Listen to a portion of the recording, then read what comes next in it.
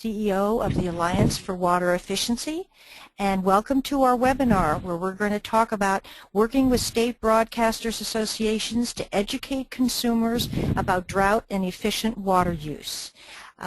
This is a webinar that we have put together to help encourage you in your states to do a similar media campaign to what they did in the state of Texas.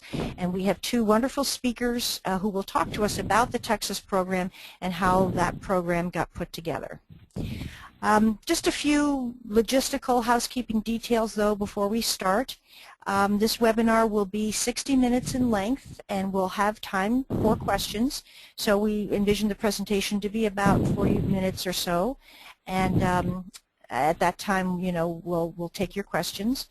The audio can be either through your telephone or through a computer microphone. If you have one on your computer and use your speakers. Because we are muting the webinar phone line, you don't have to worry about noise at your end. We'll be recording this webinar and we'll be posting the recording at some point in the near future. But in order for you to give us questions, we want to make sure that you can participate in the webinar. Look in the upper right-hand corner of your screen. There will be a little orange box with a white arrow in it. If you click that box, it'll open up a dialog box where you can type your questions in, and Jeffrey, our webmaster, will be compiling those questions during the course of the webinar and also at the end. So you can type your questions in throughout the webinar. You don't have to wait until the end. We'll answer all of those at the end with our speakers. So let's just talk about who our speakers are. We have two wonderful speakers from the state of Texas, Craig Bean with the Texas Association of Broadcasters, and Carol Baker, the Executive Director of the Texas Water Foundation. And both of them will talk to you about how they did this in Texas and how this could be productively done in your state as well. Just by way of background, we encountered this whole story through discussions within one of our advisory committees. The Alliance for Water Efficiency has an education and outreach committee, and last year at the Water Smart Innovations Conference in Las Vegas, we learned about the Texas Utility Partnership that had been set up with the Texas Association of Broadcasters, and we heard a little bit of detail about how that worked and what a wonderful value it was for the money invested. So we decided at that time that we wanted to present their story in a webinar and give you information about this, because it would be a great example of something you can do in your state to do statewide messaging, to do drought messaging to your consumers, and to basically get across any messages that you want to do on a statewide basis. And as you'll see by listening to the presentation, it was a very small investment of funds for an incredible amount of media coverage. And so we were very excited about this particular story, and we wanted to be able to share it with you. So at this point, I want to turn it over to Craig Bean, who is from the Texas Association of Broadcasters, and he has a presentation where he'll walk you through what exactly they did. Thank you, and good morning. Thank you very much for asking me to present today. My name is Craig Bean. I'm the Director of Public Service and EEO at the Texas Association of Broadcasters. TAB is a trade association. We represent radio and television stations all over the state, as other state associations do all over the country. But we want to talk about how the state association, which unlike any other entity, can take a public service message and turn it into a statewide campaign for just a fraction of what it would cost if you tried to go out and purchase the time from each station. And then that's the next slide. Our program is called NCSA. Some state associations call it a PEP program. That stands for Public Education Partnership. So in each state it's a little different. But there is a similar program in all 50 states and Puerto Rico. I'll talk about how Texas works in general, and about how the program works in general, and specifically about how Carol and I did it here in Texas. Your state's program will be just a little different. This is a different kind of public service messaging. It can quantify the airtime. You will get documented reports of the airtime that you get for the program. something you don't get if you're just sending out a PSA and hoping for the best. I worked for a television station here in Austin for more than 30 years. They got 4 or 5 requests a week from entities that wanted public service airtime. The stations just can't handle all of those requests. So typically, they'll look for campaigns that have a local tie-in within the community. But that's where the strength and reputation of the state's broadcast association and this program solve that problem for you. Next slide, please. First, our program is only available to nonprofit organizations or government agencies. And a for-profit company can fund an NCSA campaign, but the payment has to be through a 501c3. So once again, the program is only available to nonprofit organizations or government agencies. It has to be a public service message, and obviously conserving water resources qualifies. Next slide, please. Now let's talk about how our program stands out, how it's different from sending out a PSA and hoping for the best result. NCSA campaigns get airtime across the entire state. In Texas, that means 19 different markets, from the big guys like Dallas, Fort Worth, and Houston, all the way down to Amarillo, Tyler, Longview. The NCSA comes to that broadcaster from the state association, the same association that supports radio and TV stations in each state. So the stations are much more inclined to air public service messages that they get from us because of our strong association and the many services that we provide to member stations. The stations are then asked to report to us how much they aired the NCSA campaign and the value of that airtime, similar to if you had actually gone out and purchased the airtime.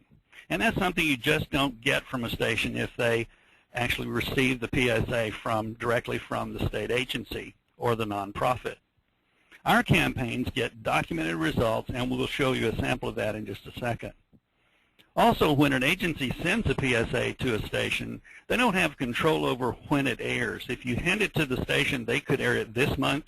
They could hold it for a few months because their avails are tight, and you really don't have control over that like you do with our program. And they usually don't have the staff to create reports back to you and to your funding source to show when and where it aired. The NCSA is sent with a finite airtime, 3 months, 6 months, a year, whatever, and it has a start and an end date. So what are the documented results? Next slide, please. Here's the report, just a sample report.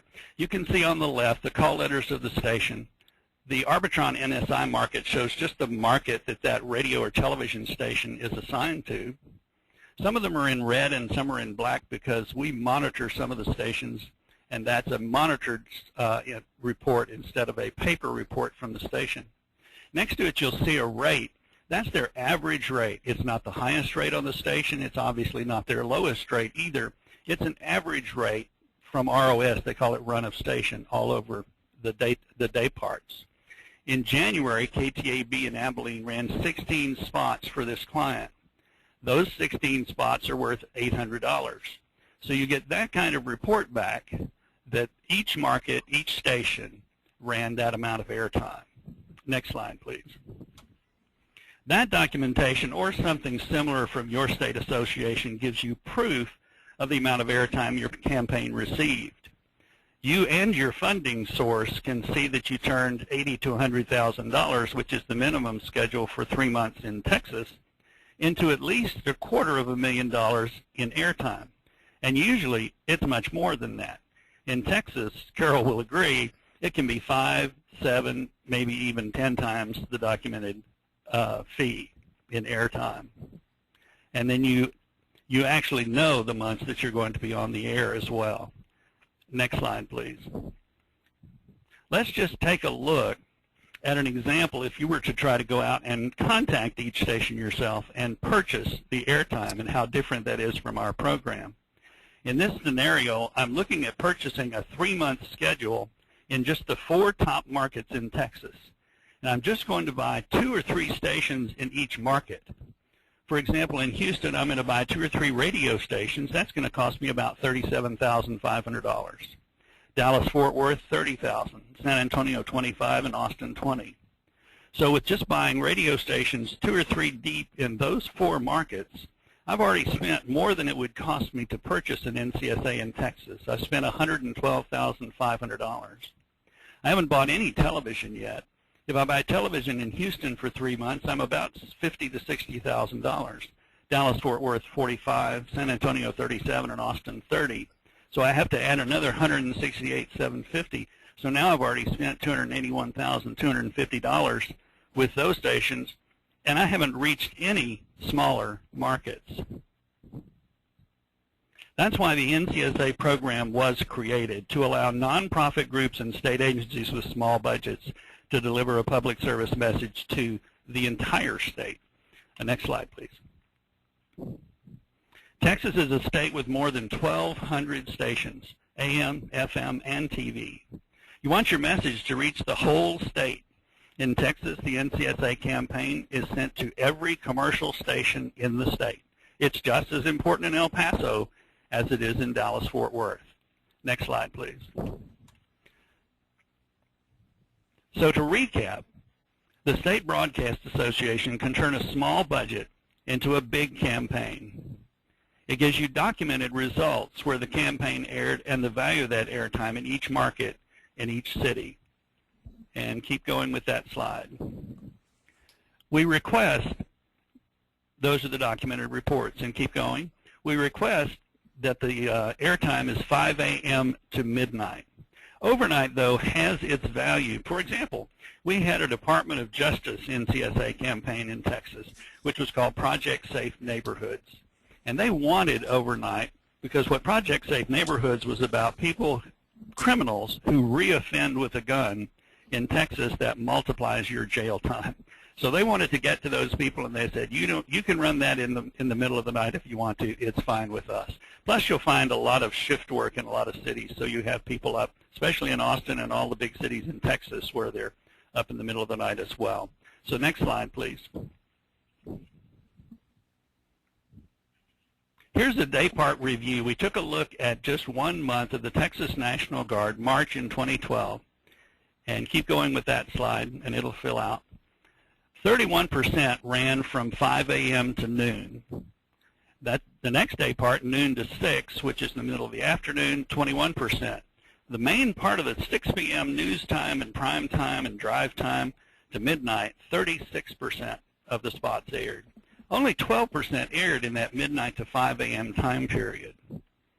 So public service announcements have a bad rap that they're all going to run in the middle of the night. It's just not true with NCSA campaigns, again, because they're sent by the Broadcast Association to the station.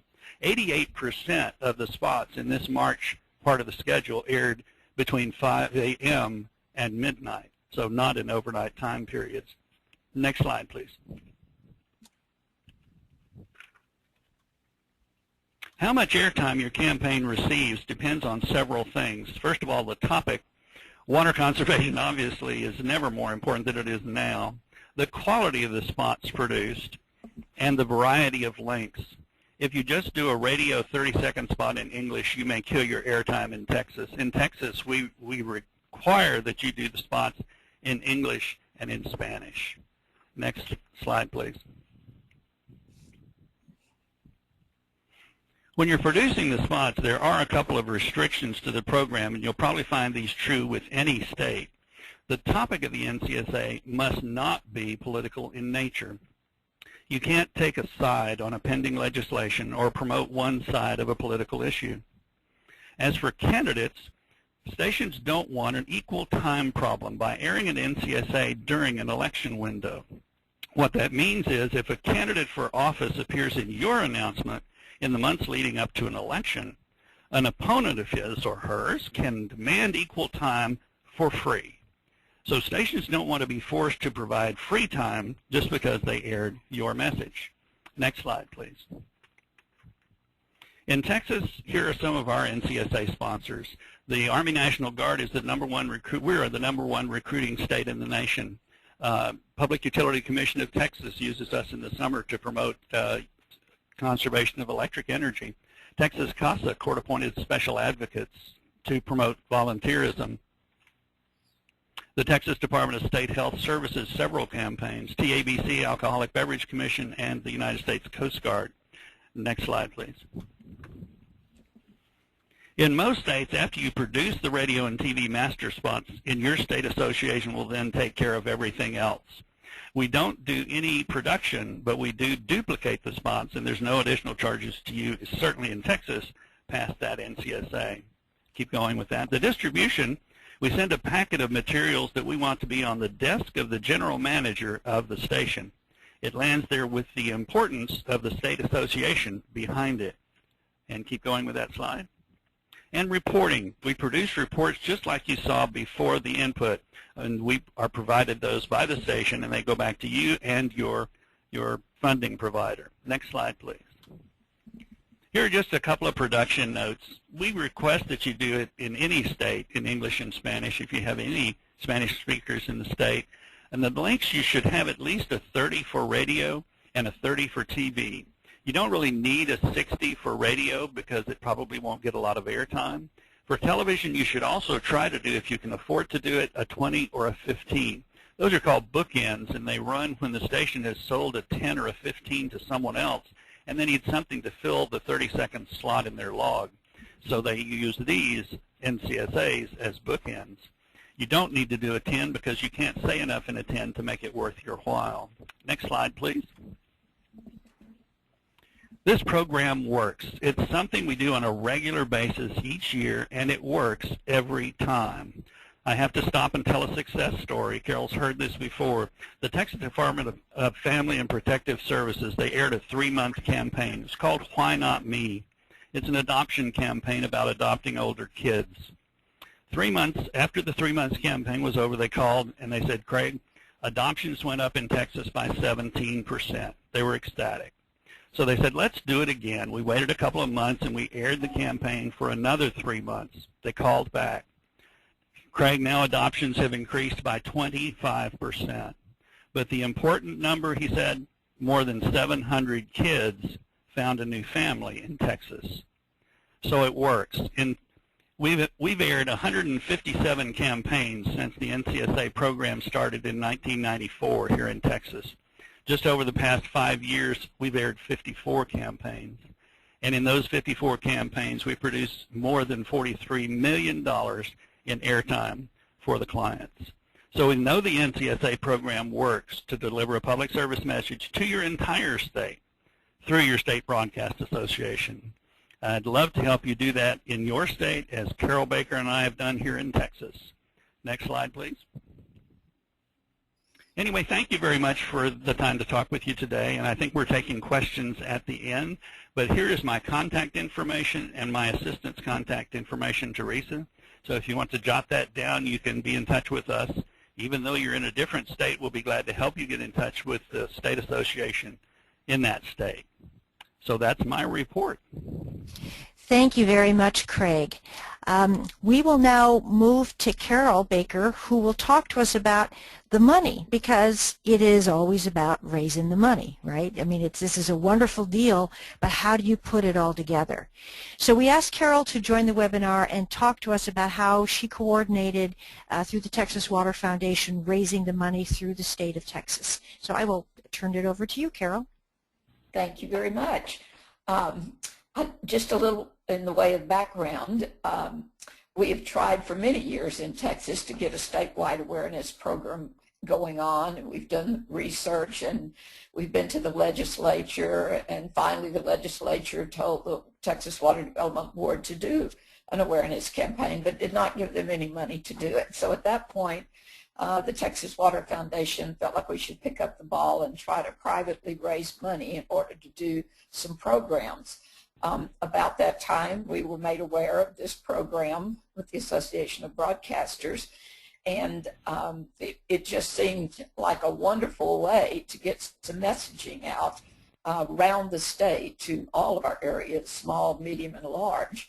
And the way Craig has just explained to y'all the program works is what he told us. And we did receive our monthly reports, were pretty amazing. I know at the time we ran the campaign, that there were some issues going on here in Texas, and it was a pretty popular message. But as Craig has said, we took the $80,000, which I'll explain how we funded that in a minute, but and it translated to almost $1 million in value. We had TV, we had radio in English and Spanish, and the spots were aired in a lot of the metro areas, but the exciting part was that they aired in a whole lot of the small cities and the rural areas that don't ordinarily get this kind of messaging.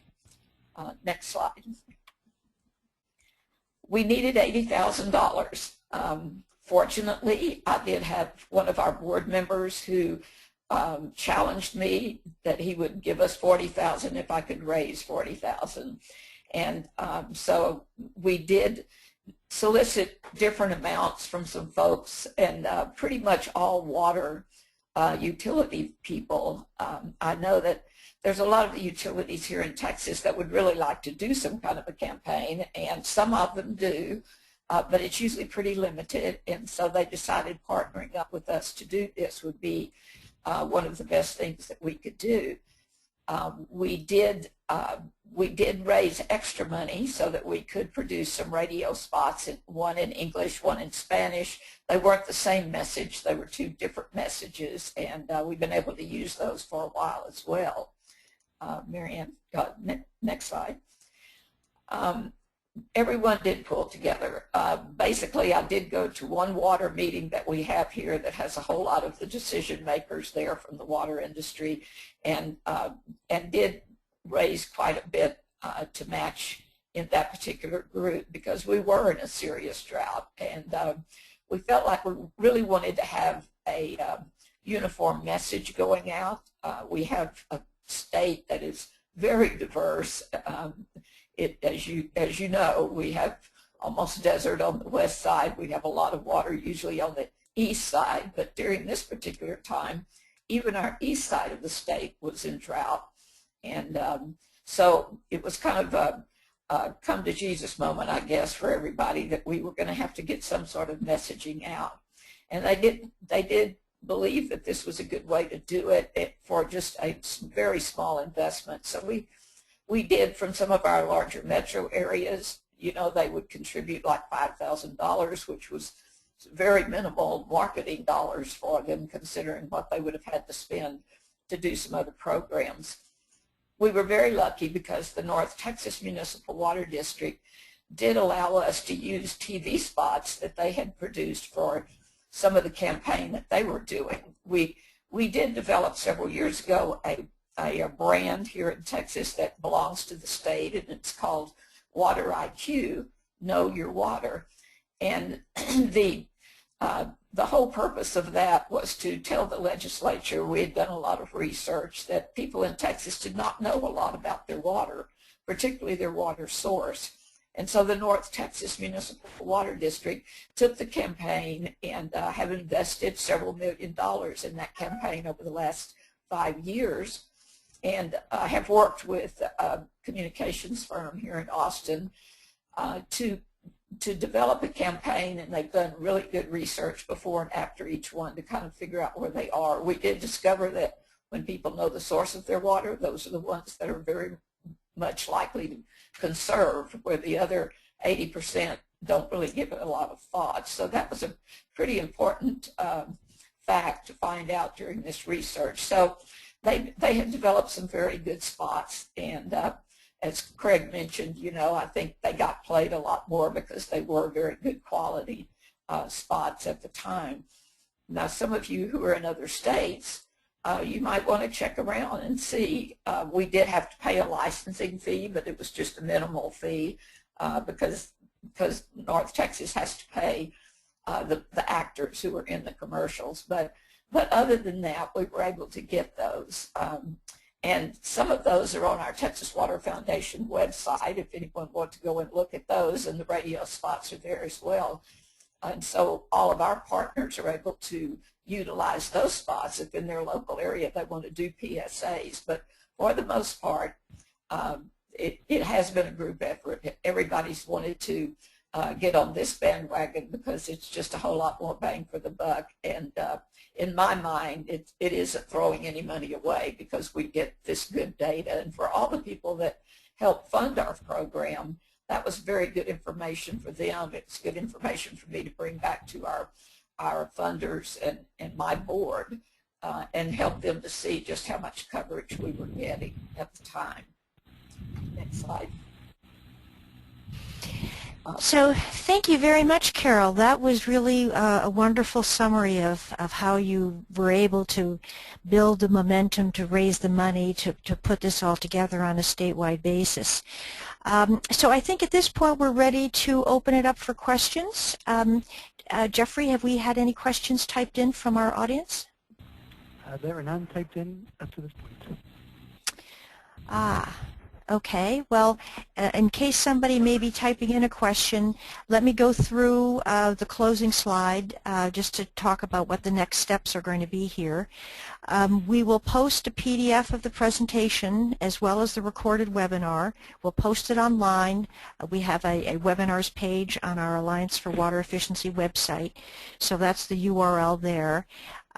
We know there were a number of people who wanted to be on this webinar who couldn't join today, so we want to make sure that this information gets out to those folks who might be considering a campaign like this in their own states. And if you're not already part of our regular webinar notification, just wanted to let you know that our next webinar will be on March 11th, and we will focus on our Alliance for Water Efficiency consumer campaign called Never Waste. We'll talk about what some of the issues will be for our campaign for 2014. So if you have already signed up for the Never Waste campaign, you need to check in with us for an update. If you are not already part of our Never Waste campaign, we would love to have you join us. It's a free benefit for AWE members. So let's see if we have any questions at this point. Thanks, Marianne. One question did come in, and here it is. Is it possible to do just a radio component versus a radio and television campaign? You have to look at, this is Craig, you have to look at each state. We allow that in our state because we have so many radio stations. I think you'll find most state associations will allow you to do radio only. We prefer radio and TV, but if the cost is just prohibitive to do television spots, or you can't find spots that have licenses that you could use, like Carol was talking about, then yes, we would do a radio only spot. And Thanks, Craig. There are no other questions. Carol, you had an additional comment? Yes, I just wanted to add that don't think this is a real daunting thing to go to your state broadcasters. Maybe we're just lucky here in Texas, but Craig and Teresa are great to work with, and it's so helpful. And I think you probably will find that in a lot of your states as well. So I would really encourage you to take Craig at his word and give him a call if you have any questions about your particular state. And, you know, maybe they can help you a little bit so that you're not just going in cold about it. But you can certainly use Texas as an example, and you know, I would just encourage you to do that.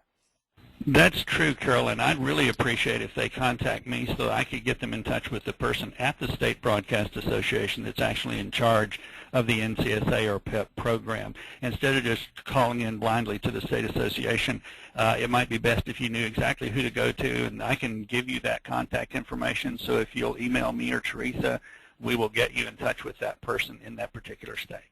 Mm-hmm. Okay, do we have any other questions, Jeffrey? There are no other questions.